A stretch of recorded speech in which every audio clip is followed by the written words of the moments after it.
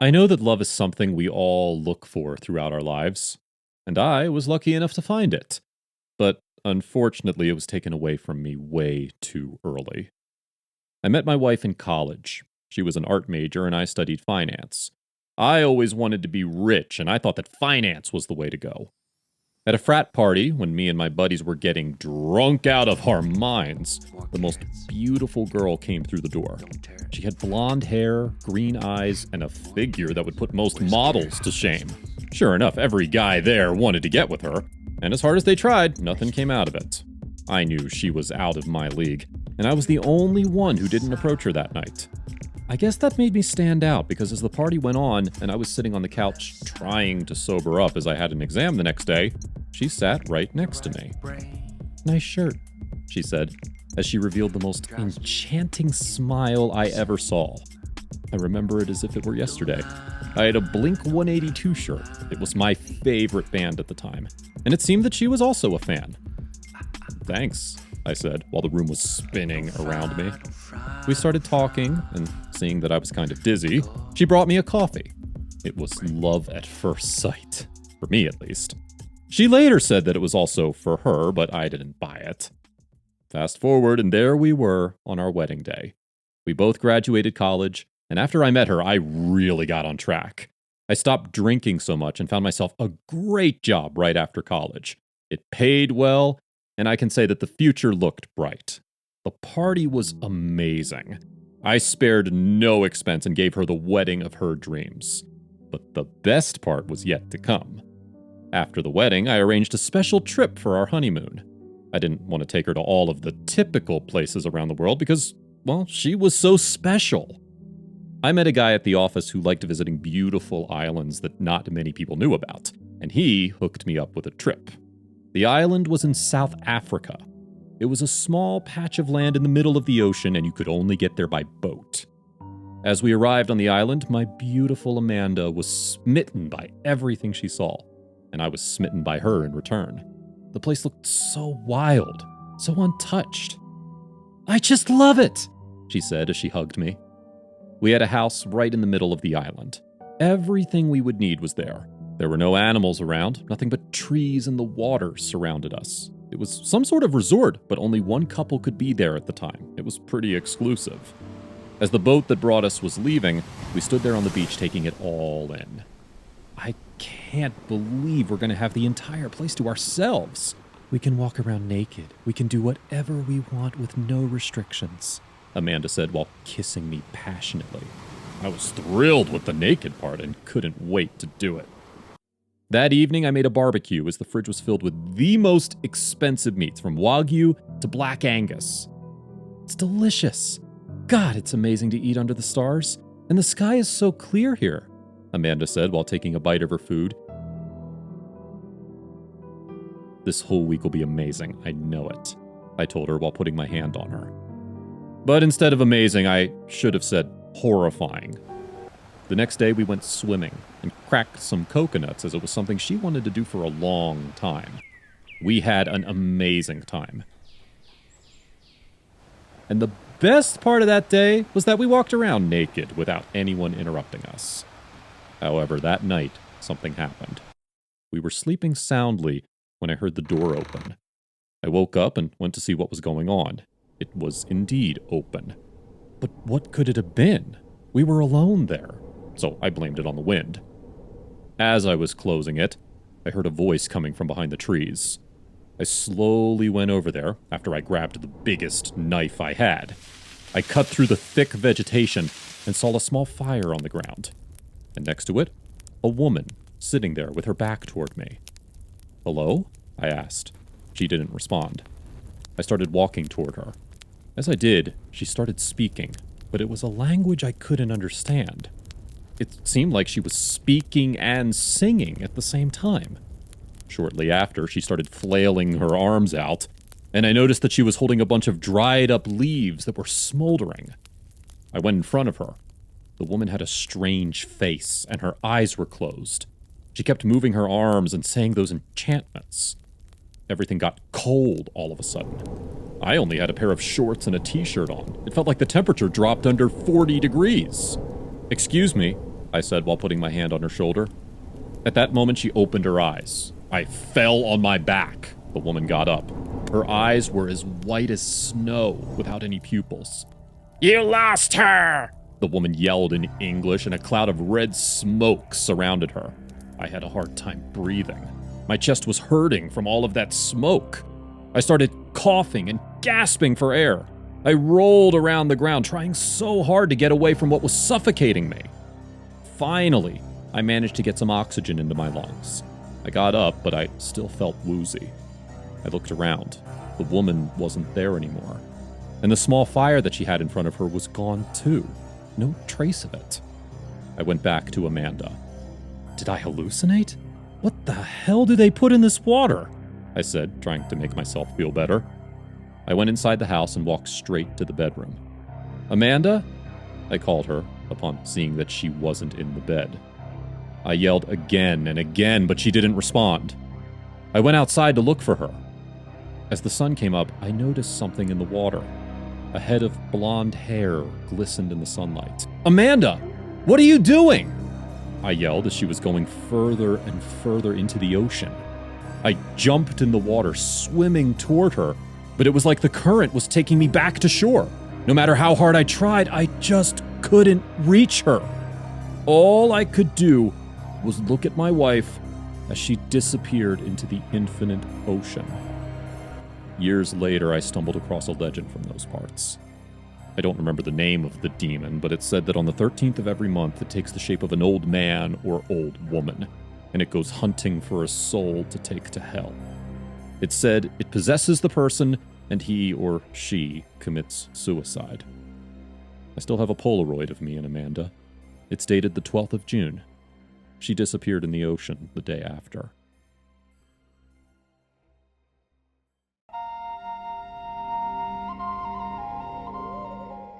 Open your books to page 41. Everyone in the class turned their textbooks to that page, including me. This was my last year in high school, and I couldn't wait for it to be over. I would get my freedom and finally escape this town. I lived with my mom, and I was sure she would be glad to see me leave. I knew what I wanted to do with my life. I was going to have a career in fashion. I might be a klutz at everything else, but when it comes to fashion, I'm a genius. Everything from color combinations to styling to understanding fabrics, I knew it all. Sophia, isn't it? Crap! I had zoned out in the middle of class again. I glanced up at the teacher. He looked unremarkable in his beige sweater and brown pants. He even wore those round-shaped glasses. "Yes, sir," I replied. "Pay attention, okay?" His eyes roved down my body, giving me a weird feeling. I nodded in affirmation and tried my best to pay attention for the remainder of the class. He was teaching us math, and most of what he said passed right over my head. I pretended to write furiously in my notes, whereas I was writing outfit ideas I could advise him on. It continued like that for a couple more weeks. He always found a reason to call my name to make sure I was paying attention. My classmates were calling him my secret admirer because they claimed he was always looking at me. I never noticed though. My head was usually buried in my book. "You can ask Sophia for her notes. She's always writing." My head jerked up at the sound of my name. "What?" I asked, completely lost. The math teacher, Mr. Matt, smiled at me before pushing up his glasses. "I was just telling Jeremy here to copy your note since his is blank." I swallowed.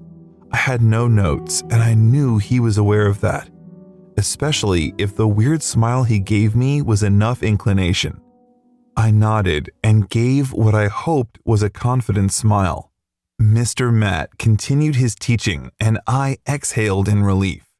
After class ended, I was quick to get up. "Sophia, wait behind, please." My classmates muttered that I was in trouble, and I agreed with them. When we were alone, he walked towards me and shoved his hands in his pockets. He told me he had been observing me for a while and noticed that I was into him. My jaw dropped open. He said he walked past my desk when I was coming up with outfit ideas for him. I was still speechless, so I couldn't say anything to defend myself. He told me that he understood my high school crush, but he wouldn't tolerate that. My cheeks were flaming hot from embarrassment, and I managed to tell him it wasn't like that. He merely smiled and put his hand on my shoulder before telling me to leave. I skipped his next class because I was too embarrassed to face him after what he told me. When I got to class the next day, he smiled at me. I ignored him, determined not to let him get to me. The day passed as usual, and I was packing my things to go home when a junior student came up to me and told me that Mr. Matt wanted to see me. I reluctantly went to his class and found him on his knees behind his desk. When he discovered I was standing there, he waved me over and asked for my help. He said his wallet fell down and he couldn't find it. I knelt down beside him and joined him in the search. There was no wallet under the desk, and I told him as much. He placed his hand on my thigh and I froze. When he noticed my reaction, he removed his hand and apologized. He told me I could go and that he would find his wallet himself. As I turned to leave, I noticed that his hand pushed something into his pocket. I acted like I didn't see it, but I could have sworn that it was his wallet. When I got home, there was a note on my bed. Matt was all it said. I opened my wardrobe and found another note. It said the same thing as the last one. I was getting freaked out. How did these notes get into my room? Was Mr. Matt behind this? I decided to keep my distance from him no matter what. He was turning out to be a weirdo. The next morning brought another shock. I stared at my reflection with my mouth open. My hair. Someone had cut it.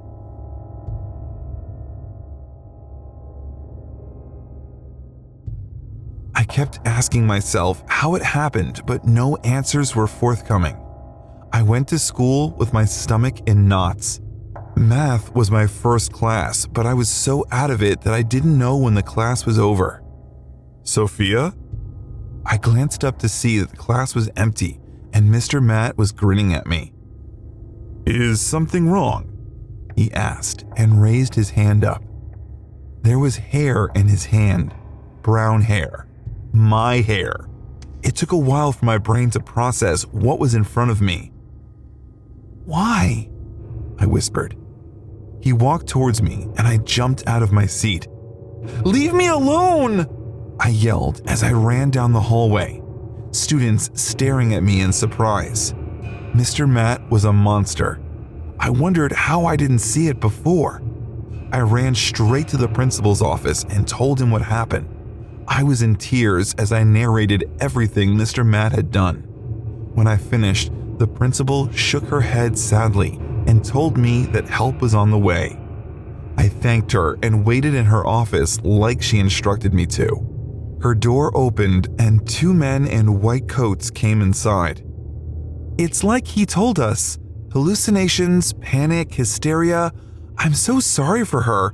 Please do your best. The principal left the office, leaving me with the men. I didn't know what was happening, but it didn't look good for me. When they approached me, I was so scared that I screamed. They rushed at me and pinned me down.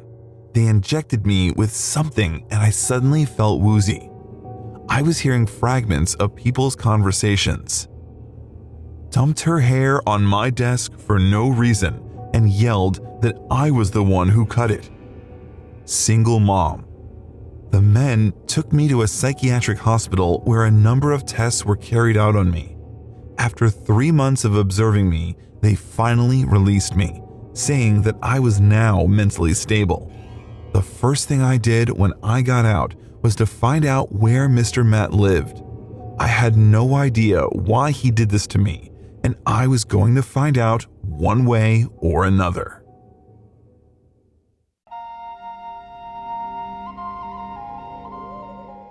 We all had that one teacher who was our favorite. I don't know about you, but Mr. Campbell will always remain dear to my heart. I'll forever remember him as he was. On a Monday afternoon, Mr. Campbell, our history teacher, opened the door to our classroom. As he started to write, I noticed something on his wrist that reflected the sunlight right into my eyes. Mr. Campbell had a gold bracelet, and it seemed to have some writing on it. After class, he told me to stay for 10 more minutes. He wanted to give me some advice about which college to go to. So, Darren, I know you're keen on… Before he could finish his sentence, I interrupted him because the curiosity was killing me. I'm sorry, sir. I don't mean to be rude, but what's the story behind that bracelet? I never saw you wear anything like that before, and to be honest, it looks really old and interesting, I said, while my eyes couldn't look any other way. The teacher smiled. I could tell that he had an amazing story behind that piece of jewelry he had on his wrist. I had a feeling that it's something vintage that you won't be able to find in any store. Mr. Campbell then started to tell me where he got it. He always had a gift for storytelling, and of course, he didn't disappoint. He told me that he was walking on the way to the park one day. That's what he usually did after work. He took a stroll through the trees. I think he mentioned one time that it helped him clear his head. So, as he was walking, he saw an old man sitting on a bench, and right there next to him, he laid out a white handkerchief with different items on it. Of course, Mr. Campbell stopped to take a look, and to his surprise, as an avid lover of anything with a history behind it, a couple of old coins grabbed his attention. They were from the 1300s, or at least that's what the old man told him. The teacher took a closer look, but upon inspection, they didn't seem in the best shape, even if they were so old. Then he looked at a journal. It was from World War I, and it contained the signature of one of the American soldiers. He had been keen on buying that and maybe tracking down the soldier's family, but something told him that there was more to the old man that met the eye. "Is that all you have, kind sir?" he asked the seller. At that moment, he smiled at the teacher, revealing a set of almost black teeth. He reached into his pocket and pulled out the bracelet. Campbell was fascinated by the inscriptions and the story they had behind them. As he was telling me the story, another teacher came into the classroom. "There's a 4 p.m. meeting in the teacher's lounge." Campbell nodded and smiled. He was as excited to tell his story as I was to hear it. "So, what's up with it? Is it old or something?" I asked him. The teacher said that he found out from the old man that the inscriptions had been hand-carved by an old English lord. He loved his fiancée so much that he decided to do it all by hand. As I looked closer, I could see it said, "Nothing above, you are the heavens, AP." It seemed that he was so in love with her that he gave all of his riches to her. Houses, horses, gold, everything. He even renounced his title. Only to find out that one day she packed all his bags and kicked him out of the house, and just a few hours after that, another man moved in. The former lord was heartbroken. It said that he spent the rest of his days in bad company. He even lived with a family that was famous for practicing witchcraft. And a week before he committed suicide, as a final wish, he wanted the family to put a curse on his ex-fiancée and on everything she owned. After that, her houses either burned down or collapsed due to rotten wood. They either got flooded or broken into by robbers. And she got a stomach disease that made her lose weight and ultimately die a painful death. Wow, that's amazing. Did you manage to find out who that guy was? By his initials?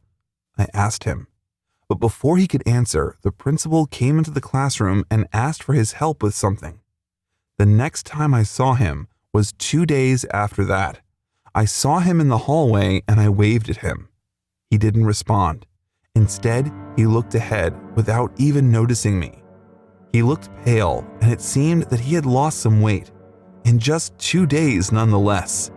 Then I bumped into him again the day after that. He looked even worse. His eyes appeared to not be focused, and his complexion made him look sick. "Mr. Campbell, are you okay?" I stopped in front of him and asked. He looked at me, but in a sense, he didn't. He looked right through me. He nodded and continued to walk past me. I was worried about him and asked some of my other classmates if they knew what's going on, but they didn't have a clue. I didn't see him for a week after that. Me and 2 friends went to the principal to see if Mr. Campbell was all right. He told us that he had some sort of stomach flu. We went over to his house after class. I knocked on the door and it seemed to open all by itself. "Mr. Campbell, it's me, Darren. I'm with Alex. We wanted to see if you're okay." No one answered. "Mr. Campbell, hello?" I said again while we walked inside. A dreadful stench invaded our nostrils. It smelled like rotting flesh in there, and there were dirty dishes all over the floor. The paint on the walls was scratched off, and I even saw some blood on the sofa. Alex thought it was too weird and he decided to leave, but I was keen on finding out what's going on with Campbell. Seeing that the living room and kitchen were empty, I walked upstairs. With each step I took, a weeping sound caught my attention. It got louder and louder the closer I got to the bedroom. I knocked on the door. It was halfway open. "Mr. Campbell?" I said while opening it all the way. There he was, on the bed with his back facing the door. I walked toward him. I put a hand on his shoulder. "Mr. Campbell, it's me, Darren," I said. He turned around. He had hollowed cheeks and his eyes were sinking in their sockets. The man lost a lot of weight and he looked like a shell of his former self. "Help me," he whispered right before he fell headfirst on the floor. I panicked but quickly tried to lift him up. He was so light. I put him on the bed, but his eyes didn't open. I started dialing 911, but at that moment he spoke. But it wasn't his voice. It sounded like a demonic woman's voice. "I despise you, Alistair. I pray that you rot in hell." "Alistair? AP?" I said to myself before a deafening scream filled the room. "Ah!" Campbell's body started convulsing.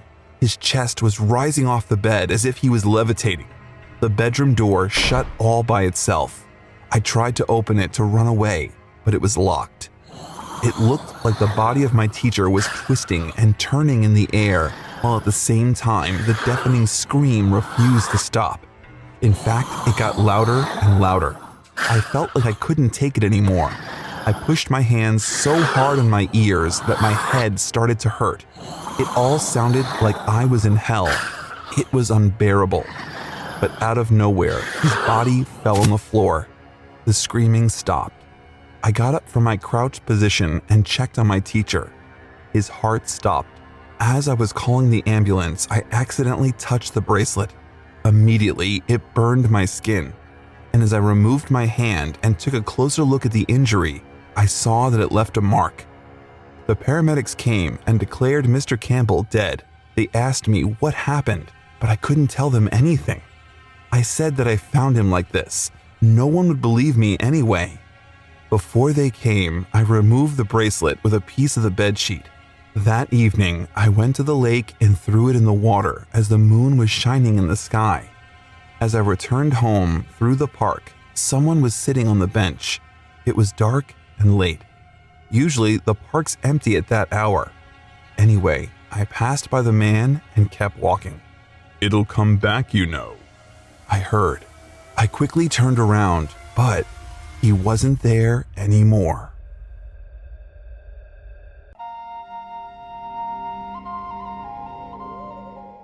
Everyone seemed to be in the mood for Halloween already. Halloween was in a week, and it feels like it was already here. All houses were painted black, with skulls and pumpkins lying around, and because it could get dangerous around this time of the year, Janet and I decided to return home, where we were used to avoid any of the dangerous parts of Halloween. We had been away from home for about 2 months, enjoying the cool vibes of the summer before our parents decided it was best we come home. You can never tell how the month could go. I don't know why we decided to leave very late, as the journey back to our hometown would take about 7 hours by road. We both loved road trips, so it felt like the best option to go with, to enjoy the journey back home, and to make enough memories through pictures and videos. Although I am 17 years old, Janet, my cousin, is 22, and so my parents could trust that I was going to be fine in her care. Janet was more like a sister to me, the one sister I never had, because I had just one brother, and he was off in another country with his wife and child. He only called once in a while to check up on me. Janet has been that cute older sister who could not leave her younger sister alone for any reason. After about a 4-hour journey, we decided to rest at a motel. We were both tired, and getting a good sleep was not a bad idea, even if the motel did not seem well rated online. It was all we could get at the moment. After payment and the likes, we settled in our room, the bed big enough for the two of us. Normally, girls would always just about a lot of people, especially boys, and this night was not an exception. We had barely gotten any sleep when a knife flew into the room, shattering the window into pieces. The knife stood on the bed, the sharp edge almost on Janet's leg. I watched her in shock as the terror on her face increased. Without processing what had just happened, another knife flew into the room, hurting Janet this time. Her hands held the knife in such a way that it injured her, causing her hands to bleed in the process. We both ran into the toilet, catching our breaths and holding each other. The whole of Janet's weight rested on me because of her injury. I tried to tie clothes on her body, but it seemed as though she had a lot of blood already spilling out from her. The door to the hotel room opened with force. I could feel it almost break from the screws that held it. Laughter echoed around the room. Funny thing, the laugh didn't seem like that of those matured. It was tiny, yet devilish, in all of its nature, which scared Janet and I more. "I'm sorry, we should have left earlier, or even boarded a plane," Janet said. "It's fine, you could have not known. We only need to find a way out of here. We can talk about other things after that. Being sorry is not the next option right now," I answered. "Bella, I don't care what happens here. All I know is I love you. I really do. And I want you to be fine always, okay? Do not let anyone steal your shine, okay?" she said. I always loved the way she called my name. It had a sweet ring to it. I could taste the feeling every time she called me. It was like a sweet flavor of strawberry and vanilla ice cream mixed together. If she was old enough to be my mother, the whole world would think she was my mom. I loved her just as much as she loves me. "How is the hand? Do you need anything?" I asked. "Even if I do, now is not the right time for that. Like you said, let's focus on getting away from whoever is causing the nuance first," she said, holding onto her palm in pain. Before we knew what was happening, the toilet door was pulled open, and a force pulled us out, causing me to hit my head on the edge of the bed and losing consciousness for a few minutes. I looked around in search of Janet, but she was nowhere near me. The whole room was dark, and I could not see the other parts of the room. But red eyes stared back at me from different corners of the room. I heard a whimper from the left side of the room and immediately rushed to her.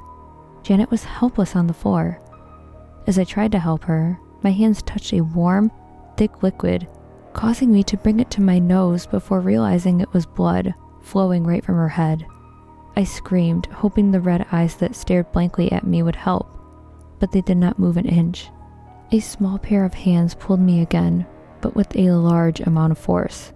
I fell on my face again, hitting my head hard on the floor. The light flickered for a second, but I could not even get a glimpse of who the people that were causing all this. It seemed as though these people took Halloween too far. It didn't mean death, just scaring and catching fun. I lay down quietly, hoping I would hear anything from Janet, but there was nothing. Janet cannot be dead. "Pack her," one of them who stood close to me said, pointing to Janet's body.